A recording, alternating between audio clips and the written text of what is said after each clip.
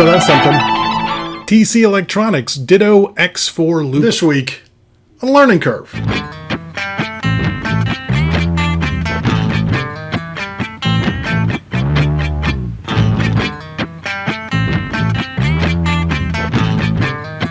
Hi, I'm Spencer Thomas. If you're new to Learning Curve, I hope you will like, share, and subscribe. I want to thank you for watching. This week, we're looking at the TC Electronics Ditto X4 looper.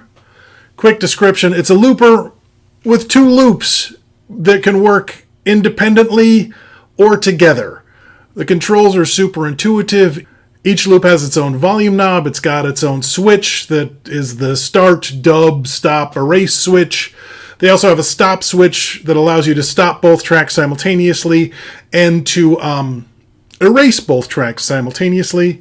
You've also got a little toggle for each channel that controls the background levels, and it also allows you to save your loops to the pedal, which you can then use a USB port and drag them into your computer.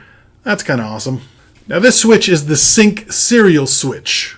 Okay, when you're in sync, the loops are in sync, which means like if you do a 4-bar loop and the other loop does 4 bars, 8 bars, 12 bars, 16 bars, as long as it's a multiple of the original loop, they will always be in sync. So they will always start on what musicians would call the 1, as long as they're, like I said, multiples of each other. I'm going to go into all this stuff more a little in depth. I'm just kind of giving you an overview of what's coming up. The decay knob basically dictates how much the previous layer is reduced or sometimes taken out altogether. I'll show you how that works in a second. We've got onboard effects that are really fun, really interesting, and work live on the loops. The effects are reverse, half, once, tape stop, fade, double, and hold. You have stereo ins and stereo outs, so you can use two instruments simultaneously, like a guitar and a bass, two different tunings of guitars, two different kinds of guitars, an acoustic, an electric, a ukulele, a banjo. You'll figure it out. You're a very smart person. It runs on 9 volts, 300 milliamps, so it'll plug into your existing power supply real simple. There are mode switches on the back. Now, if you've spent any time playing with loopers, more specifically 2 different kinds of loopers, you know that some loopers, you push the button, it records, you push the button again, it dubs, you push the button again, and it plays back, whereas other loopers, you push the button, it records, you push the button again, it plays back, you push the button again, and it overdubs. That mode switch helps you determine how the foot switches on each loop will behave. They both will behave the same, by the way, but that seems like one of those personal choices that if you get a room full of looper enthusiasts together, they're going to argue about. So you can have it the way you like it, which I think is very nice. Now, another switch you can do is you can make it so that if you switch the second toggle, when you push record, like if you lay down a loop and then you push record, it won't start recording until the end of the loop. And I understand why people would use that. I wouldn't, but I see why people would. There's another switch that allows you to unsync the sync mode. Maybe that's something that you need. So you can have 2 loops running independently that aren't synced up. Why not? Also, and finally, there's one that allows you to switch between true bypass and buffer. Another personal choice. You'll figure it out. If you want more information on that, turns out these things come with a manual. You can just look it up. Finally, there is MIDI functionality, but I don't have MIDI functionality, so I'm not really going to talk about it. Suffice to say, it has it. I'm actually doing some homework on that right now. I'm really interested in it, but I don't have any pedals that are MIDI at the moment, so I'm going to move on. Now, this video is super long. I have put timestamps in the description, so you can jump to wherever you want. Also, if you scroll along the little bar here at the bottom, the chapters will pop up and let you know where you're at. But I felt maybe you do want to know exactly what once does. I research pedals, and I want to know all the stuff. That's why I make videos where I try to show you a lot of the stuff. If you don't want to watch the whole thing, it's your life. Do whatever you want, and it is the internet. You can just scrub through it. Blah, blah, blah. You know how YouTube works. I hope you find what you're looking for. Sorry, my loops aren't more magnificent, but it's a quick video that turned into a massively huge video. So anyway, enough. Here's what it sounds like. So first and foremost, this is a looper, which means you can use it to do just simple loops.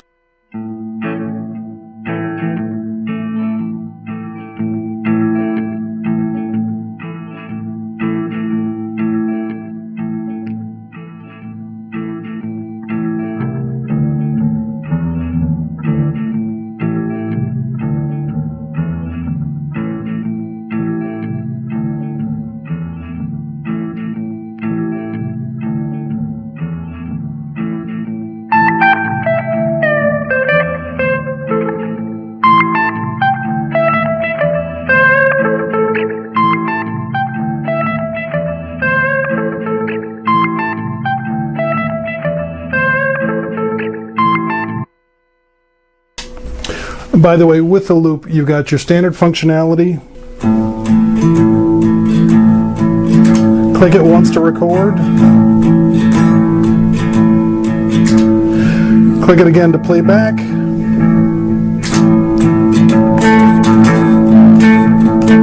Click it again to record. Double click it to stop. Hold it down to erase. And also, of course, your standard normal looper stuff.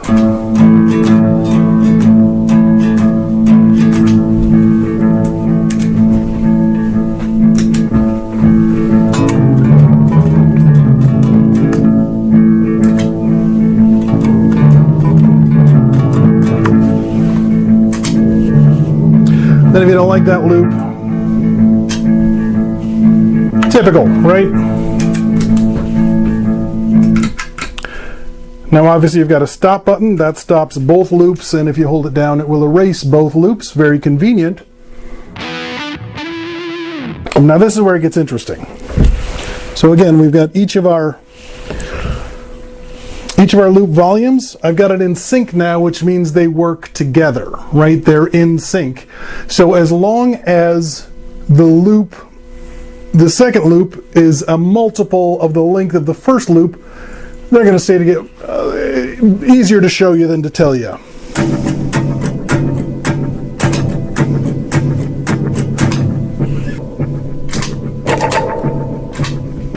So then I want to do a longer part.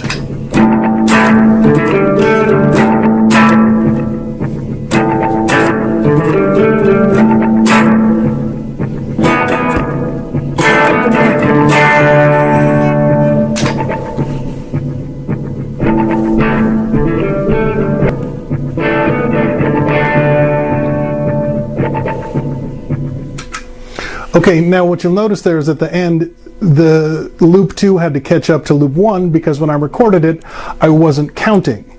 So I made it an off amount of measures. So I'm going to go back and do it again. This time I'm going to count and pay attention, and they should sync up just fine.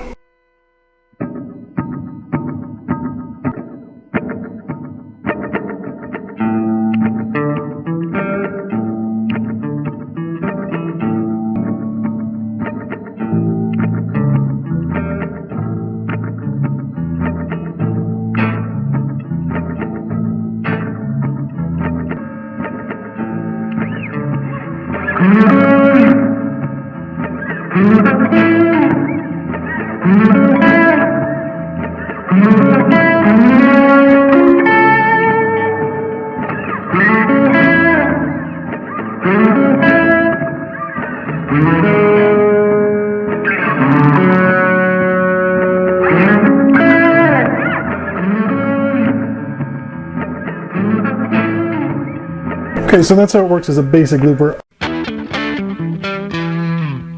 So I'm going to go over the sync mode. The sync allow is good if you're going to do something like a song with a chorus or a bridge, something like that. It allows you to do two parts completely independent of each other, and the way it works is the second loop won't start until the first one finishes. Right now there's a way to switch that We'll get into that in the toggles. But you record the first thing, and then you push stop, so it just starts looping. And then when you push the second one, the first loop has to get to the end of the loop before it will start recording, and it's a little something like this.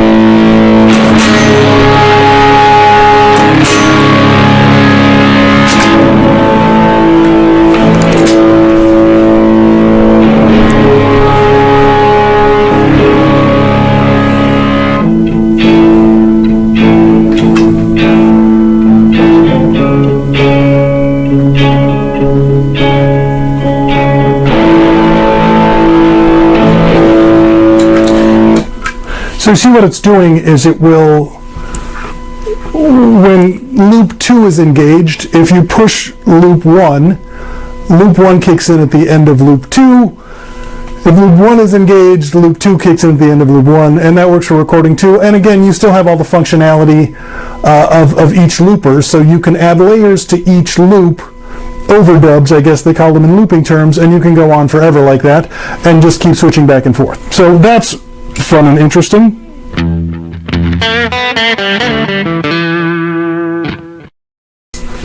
Now I'm going to show you what Decay does. So right now I've got Decay all the way, I guess that would be to the right, which means as I record things,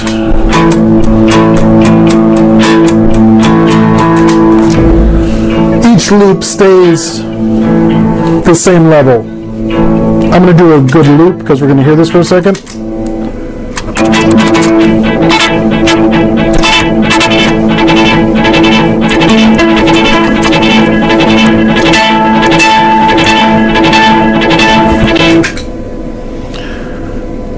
Okay, now I'm going to turn the delay to 50%, and what you'll notice is each previous loop will start to be a little fainter.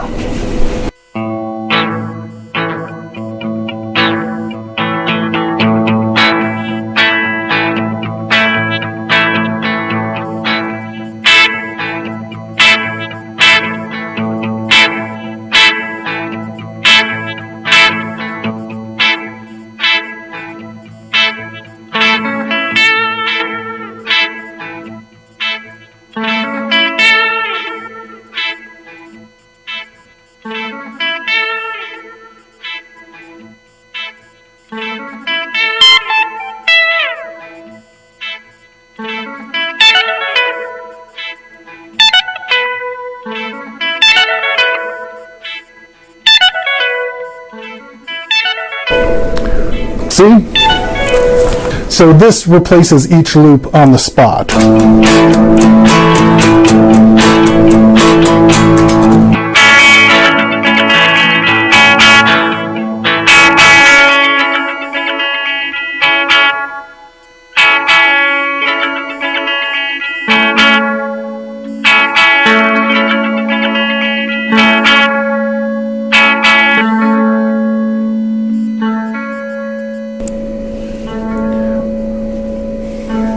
So that's interesting if you want to have something, you know, where you're putting in new layers all the time. But, you know, I generally leave it all the way up. It's up to you. Let's just go ahead and look at the effects real quick. And they are very interesting. So the first one we've got is reverse, which again, these effects all happen in real time. So for example,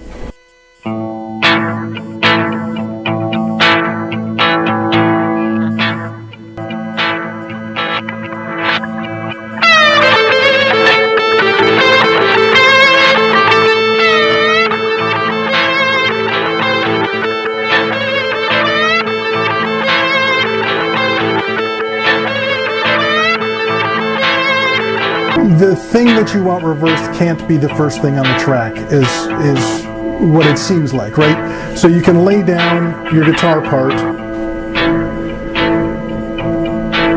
and then you need something, like if you want to do a reverse solo, for example, you need to put something in loop 2 first, right? So let's say you want to do 14 bar or whatever, like some kind of, if you want to do a long guitar solo, you might have to put a drone down underneath it and then solo on top of the drone so that it has something to reverse, so when it plays it back you will get it in reverse. So it'd be something like this.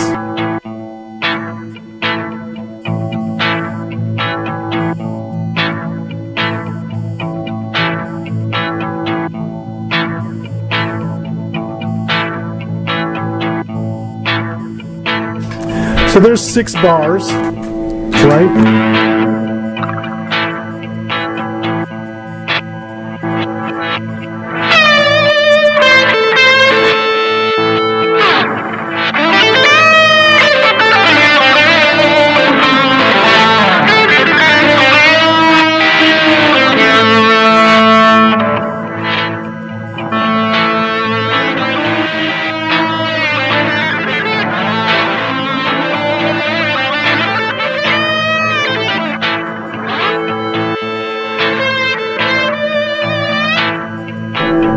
So that's cool. And again, the more you play with it, the more you'll be able to get it to do what you want it to do, but that's pretty interesting.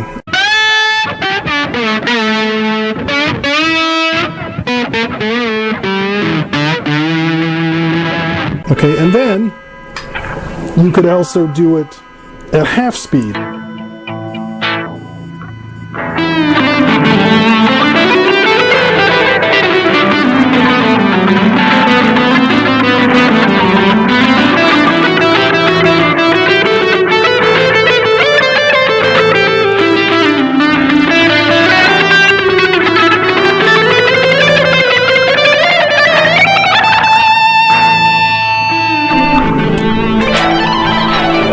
And now I'm really monster. So that's something.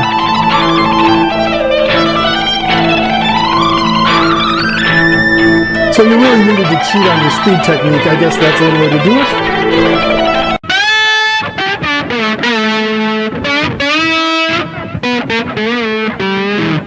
So what once does, it stops the loop after you've played it one time. This one, I can see the use of it, but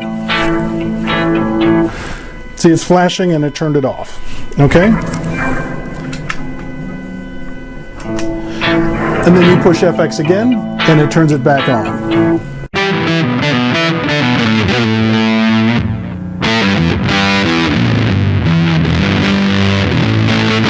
Now we're going to do my favorite. This is a tape stop, which makes it sound like a tape stop, which is great if you have pauses in songs. We've got fade.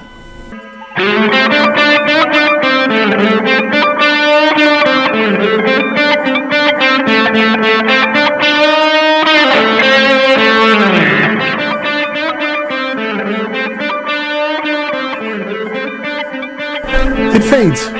That's why they call it fade.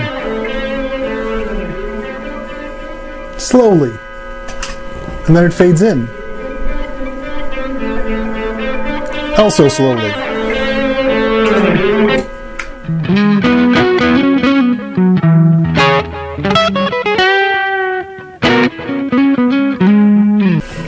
Okay, so double, while you're recording, it's basically going at double speed as compared to the other one, which is going at half speed.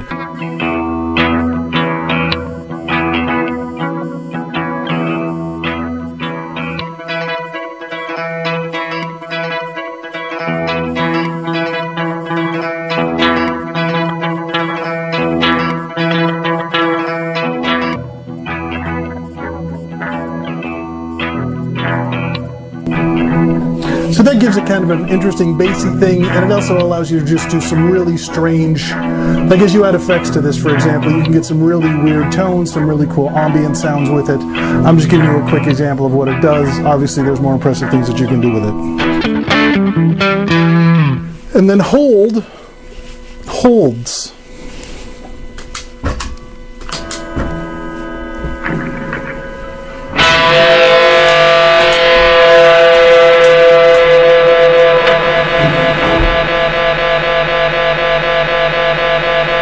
So that's kind of cool. Let me do something a little more.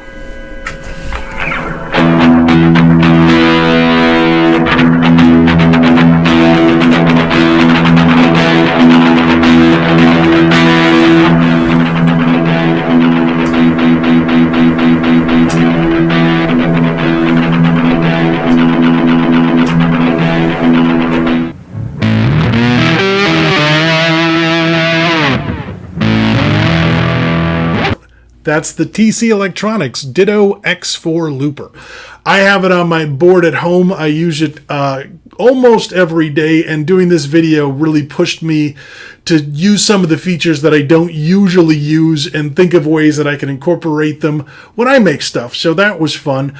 I have not used it in a live performance yet because it's big, so I'm going to need to upgrade my pedal board that I take to gigs before I can take this to a gig. Hopefully that will happen in the future. We'll see how it goes. Either way, as a practice tool, as a writing tool, I can't say enough good stuff about it. I really, I've gotten a lot out of it, and I really enjoy it, and maybe you will too. By the way, there's no paid endorsements on this. This is my personal opinion and my personal experiences. Okay, I'm Spencer Thomas. This is Learning Curve. If you liked it, please like, share, subscribe. We'll see you next time.